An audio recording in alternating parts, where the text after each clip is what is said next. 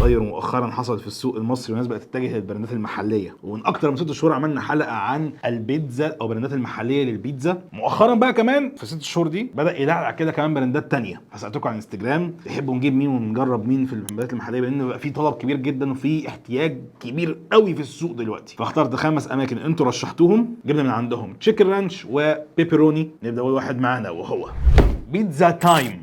من الاماكن اللي اترشحت جدا. جبنا البيتزا كلها وسط. المكان ده جربته مره واحده قبل كده، كان كويس بالنسبه لي الصراحه. هو حاليا عامل اوفر لما احنا طلبنا يعني الاوردر، قال لك الاثنين دول ب 279 جنيه. هحط لكم الاسعار على الشاشه لكل بيتزا، دي البيبروني ودي الرانش. الشكل حلو صراحه، الريحه حلوه، انا شايف منظر لذيذ، الحاجه شكلها مخدوم قوي الصراحه. بس احنا بقى بدور على الخامات، طعم البيتزا، طعم الصلصه، نوع الصوصات. يعني انا شايف الصوص بتاع الرانش محطوط كويس جدا. متحمس الصراحه. بس في نقطه مهمه جدا انت شايفها، يعني انا مش عارف مين اللي بيحط في التشيكن رانش زيتون، يعني دي غريبه جدا بالنسبه لي. الزيتون هيدخل يبوق، مش عارف. نبدا بالبروني كده، بسم الله الرحمن الرحيم. الله.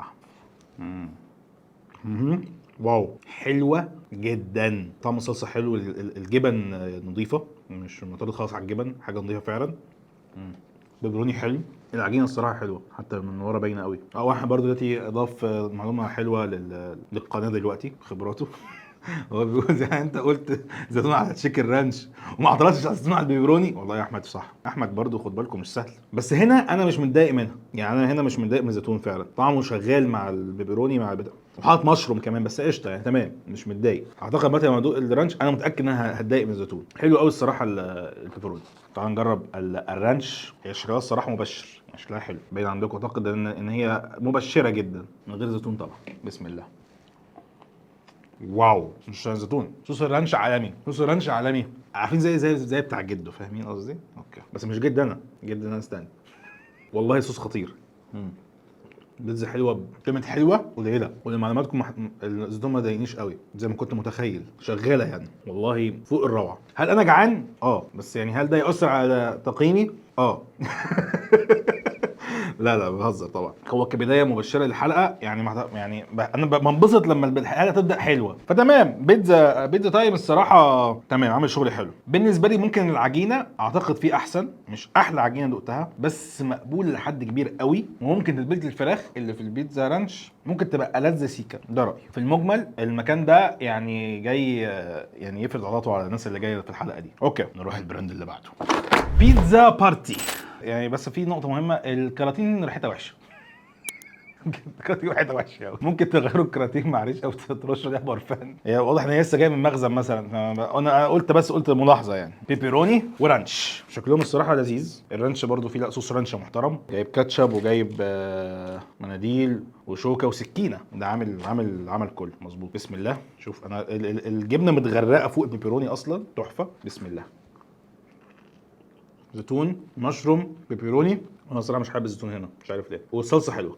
البيبروني ب 145 والرانش ب 165. طعمها حلو، جبن نظيفه، الانجريدينتس كلها نظيفه الصراحه بشكل عام. الصلصه طعمها حلو، العجينه شبه جدا مكان برضو معروف، حلوه بشكل عام، حلوه قوي. تعال نجرب البيتزا رانش. بسم الله. الرانش بتاعه شبه قوي رانش بريموس بيتزا، قوي يعني، مش وحش بس يعني هو احنا كنا عايزين الرانش التاني، فهو اللي كان البراند اللي فات. حاضر. تقريبا الله اعلم الرانش ده بتاع شركه جود فرانس تقريبا. تتبيله الفراخ مختلفه عن البراند اللي قبل كده، لذيذه برده وحلوه. مش شايف زيتون، مش شايف فلفل، اللي انا شايفه طماطم وفراخ بس نضيف قوي برده. اللي عجبني البراند اللي قبله برده اكتر، بس ده حلو قوي. انا مبهور بالتنافس والله العظيم بجد، شابوه جدا. انا يعني بقى في براند تظهر وممكن ما كانش كده، ممكن بيتطور يعني، ممكن جربته مثلا من كام سنه ما بقاش كده. فكره ان في براند بيتطور او ايا كان يعني وضعه عامل ازاي، ده وضع حلو جدا. انت بتشوف الكواليتي دي، انا مبسوط بالشكل ده. في الحلقات الطبيعي لما الحاجات معظمها بتبقى حلوه وبتبقى عجباني، اللي بيحكم في الموضوع السعر. فدي هنوصل لها في اخر الحلقه بقى، نشوف الدنيا ماشيه ازاي. شابوه، جربوه. نروح للي بعده، بيج بيتزا. الصراحه اترددت كتير جدا عشان اجيب البراند ده. لما عملنا حلقه عن بلايند ايت شو في البيتزا، مش طعمها وحشه، ملهاش طعم، ما عجبنيش قوي، ولكن انتوا كنتوا مصرين جدا ان اجيبه يعني.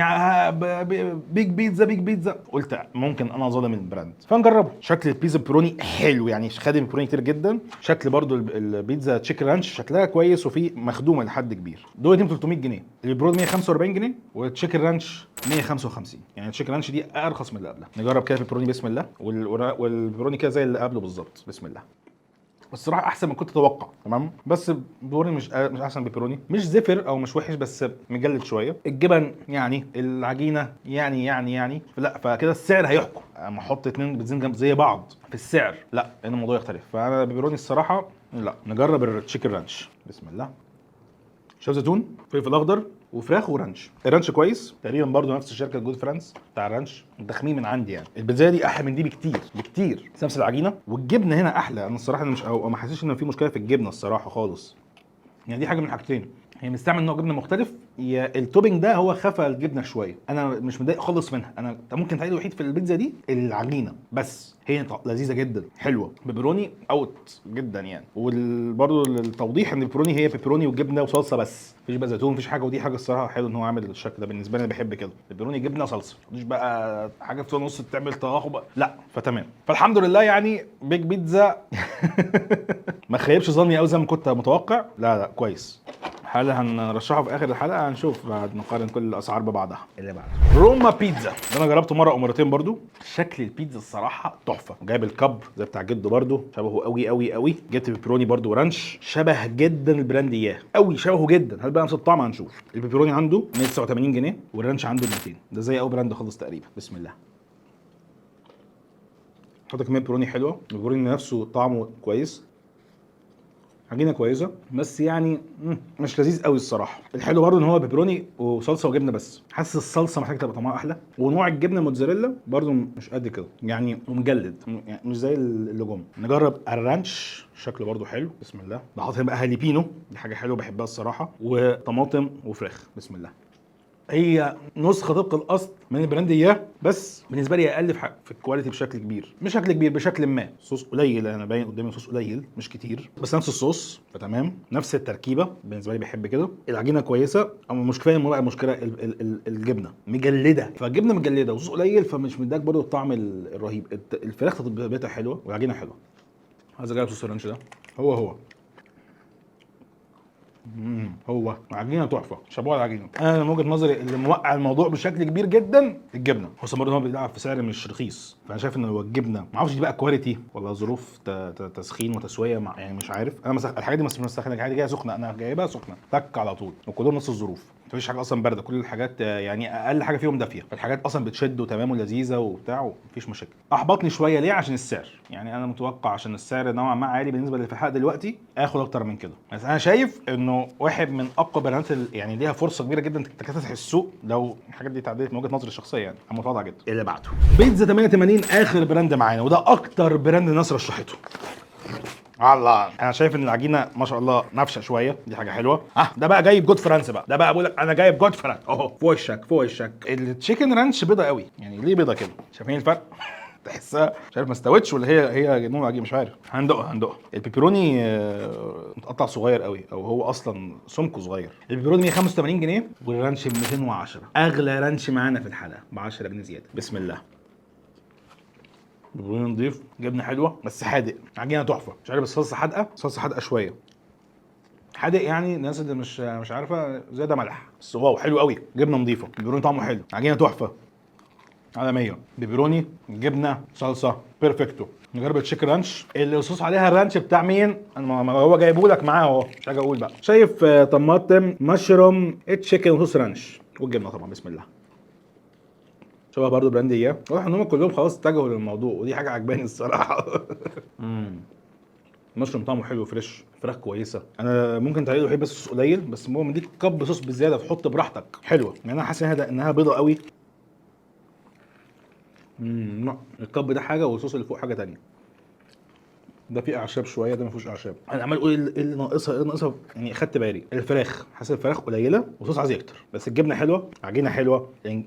المكون بشكل عام حلو. حلقه بنسبه كبيره بالنسبه لي حلوه يعني. انا مش يعني مفيش حد جاء فني قوي من الموضوع. تمام، تعالوا بقى ايه نلخص كل حاجه.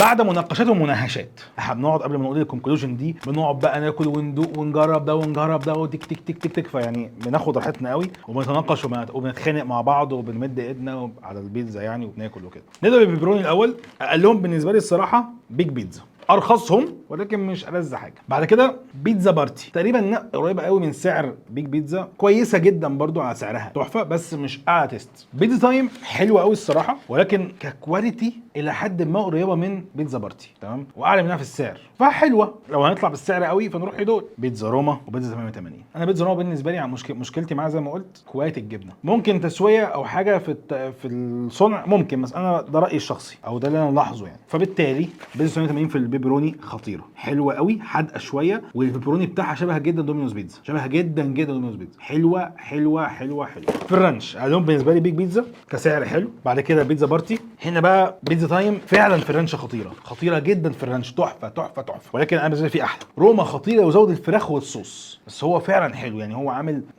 خصوصا ان هم نفس السعر 200 يعني. لو بيتزا تايم كان ارخص كنت الصراحه ارشحه جدا في الحته دي اكتر من روما، لازم حد ينزل شويه بالاسعار. بس برضه ناخد بالنا ان بيتزا تايم دلوقتي عامل اوفر، فلو حسناها بالاوفر يبقى ارخص. واكتر صراحه حاجه عجبتني بعد الملاحظه والمناقشه بيتزا 180 حلوه بس برضه قليله يعني، خاماتها خطيره جدا جدا. هنا الجبنه بالنسبه لي احلى من روما، تمام، عشان كده انا عجبتني اكتر في الحته دي، وان كان محتاج الصوص يزيد، بس خطيره الصراحه. من الاخر انا ما لقيتش البيرفكت بيتزا قوي فيهم كلهم يعني، دايما في حاجه ساقطه، دايما في حته كده، مفيش حد عامل لك المعادله الرهيبه، احسن بيتزا احسن صوص احسن سعر، مفيش كده، تمام يعني. وده طبيعي، مش دايما يبقى موجود. بس انا مبسوط من الحلقه ومبسوط جدا بالمستويات اللي موجوده في الحلقه، بجد مبسوط جدا فوق ما تتخيلوا انه السوق بدا ينتعش، وفي ناس بقت تقدم حاجات حلوه واشكال مختلفه واسعار مختلفه وريسيبيز مختلفه، فتمام يعني. دي اكتر حاجه انا مبسوط بيها. بس ده كان ريفيو سريع عن البنات الجديده اللي فاتحه او لسه بدات الناس تتكلم عنها يعني. اتمنى تكون عجبتكم وفادتكم. قولوا لي انتوا ايه اكتر مكان مؤخرا بقيتوا تطلبوا منه بيتزا ممكن نجربه ونجيبه في حلقه، سواء لوحده او في مقارنه اخرى يعني. بس لو عجبتك الحلقه اكيد عايز اسمع في الكومنتات، خدوا راحتكم، ما تنسوش تتابعونا على انستجرام وفيسبوك، سبسكرايب على يوتيوب. اشوفكم الجايه ان شاء الله، الجمعه الجايه